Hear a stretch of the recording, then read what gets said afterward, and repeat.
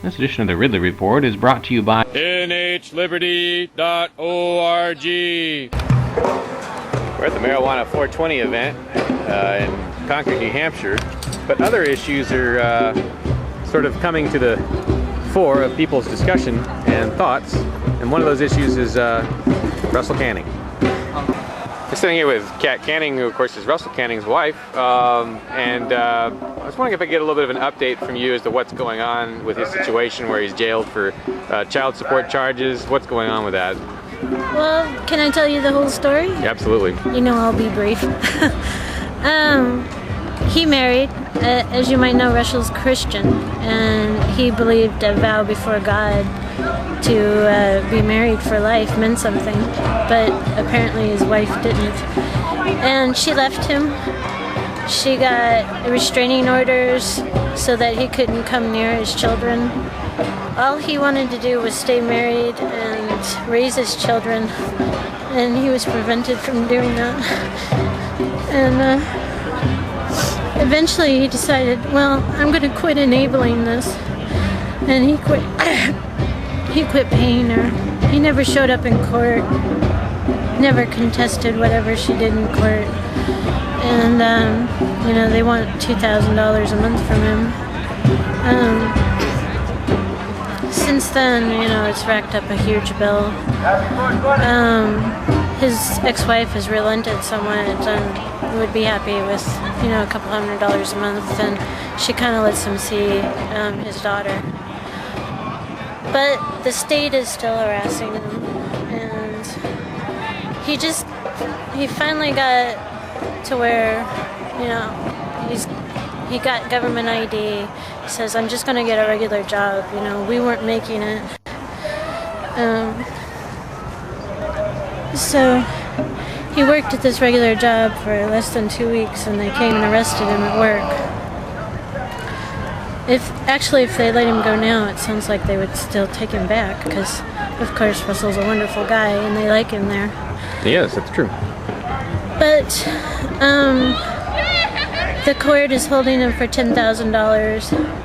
You know, I don't even have $100 to give him, so he's just in there indefinitely. What do you think is the most appropriate thing for folks to do to support Russell? You know, I would call this stupid court and say, let him work. That's all he was trying to do.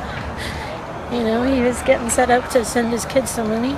He had been sending sending her money, or the family money for the previous year, hadn't he? For a while we were able to send him money. In the last, you know, almost a year, we haven't been able to. It's just been what I've been making on a part-time retail job. And half the time we don't have money for food. So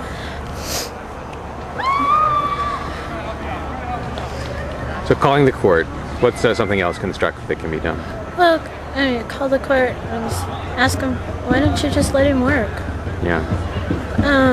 So his purpose in going to this job was so that he could start paying again, or?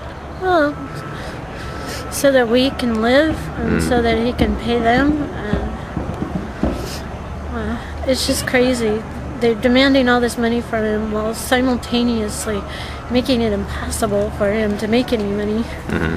You know, they don't let him drive around to a job.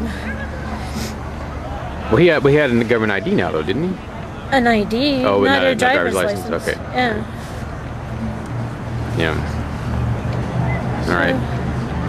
Anything else that you can think of that would be appropriate, or any website that you would like to aim people at, or? Well, you could write letters to the court too. That's the only thing I can think of. Write letters to him in jail. Yeah. Actually, right now, I don't think that they're allowing him letters. So. Letters? He's banned from getting letters? Yeah, so if people called the Cheshire County Jail and asked, you know, why aren't you giving Russell his letters, that might be helpful.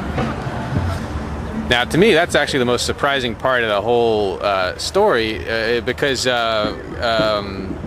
every activist that's ever been held at the Cheshire County Jail before has been treated okay when it comes to letters, as far as I know. So that represents a break in policy, which is something new.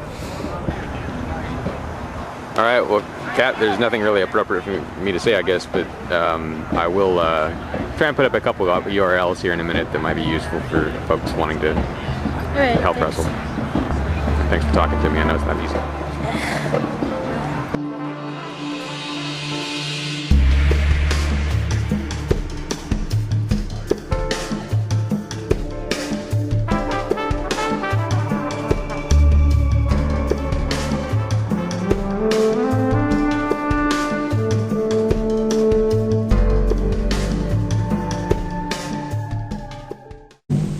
Real freedoms are eaten up a little at a time. I don't know if you were aware of this or not, but there are some pretty scary things happening in this building, the State House in Concord, New Hampshire. We've already amended the Constitution dozens of times. Let's throw it away for a master plan. Fortunately, there is the New Hampshire Liberty Alliance. They're fighting back. But what price freedom? But they need your help. They offer free training. They offer courses, ways that you can learn how to be most effective in fighting for liberty inside the State House. Visit nhliberty.org to find out when the next class is. If you take it, you'll be a much more effective voice at stopping these folks from taking away your liberty. Government can't control everything without controlling me. nhliberty.org.